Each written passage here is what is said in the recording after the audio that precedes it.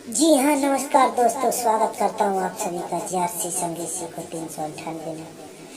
आज दोस्तों बहुत दिनों के बाद आज मैं लेकर आया हूँ देवी सॉन्ग। प्रमोद प्रेमी जी का गाना है, छुलुकिया ए बलम जी। तो चलिए वीडियो में देरी नहीं करेंगे, स्वागत है आप सभी का। जो भी सिंगर भाई गाएंगे गा सकते हैं, फुल एकदम फ्री सॉन्ग है। चलिए मुख्य की स्टार्ट करते हैं। ले लो चुनरिया या लाले सरिया, मैया जी दी है मेहर बढ़िया। ले लो चुनरिया या लाले सरिया, मैया जी दी है मेहर बढ़िया। खुश कहर मैया के चढ़ा के चुनरी लाल में, चढ़ा के चुनरी लाल में।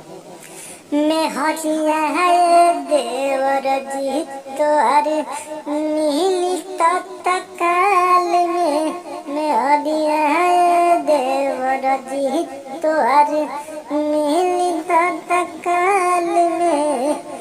झुलुकिया बोलम जी राउर गहरे हमारा गाल में। कइलो न पूजा पूजा खोजती है मैया, पूरा होई अरजी जहिया खुश करी है मैया। ए देवरू कइलो न पूजा पूजा खोजती है मैया, पूरा होई अरजी जहिया खुश करी है मैया।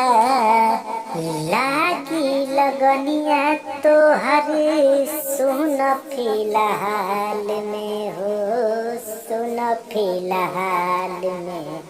मैं हरिया है देवर जी तोहर नीली तत्काल में। मैं हरिया है देवर जी तोहर नीली तत्काल में। पहला अंतरा था, लास्ट अंतरा में। छोड़ कंठी महला चल देवर माई हाथ में, दूल्ही दीवाना झूमन आई तुहरा घर में। का बुझल?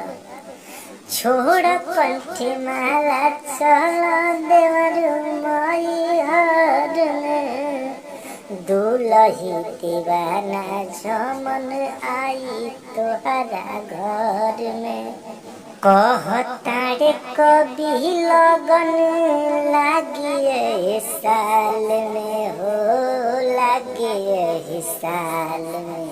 मैं हरिया है देवर जी तोहर नीली तत्काल में। मैं हरिया है देवर जी तोहर नीली तत्काल में। तो फिलहाल आज के लिए इतना ही दोस्तों। जिस भी सिंगर को गाना है कहीं भी किसी भी स्टूडियो से आप लोग गा सकते हैं।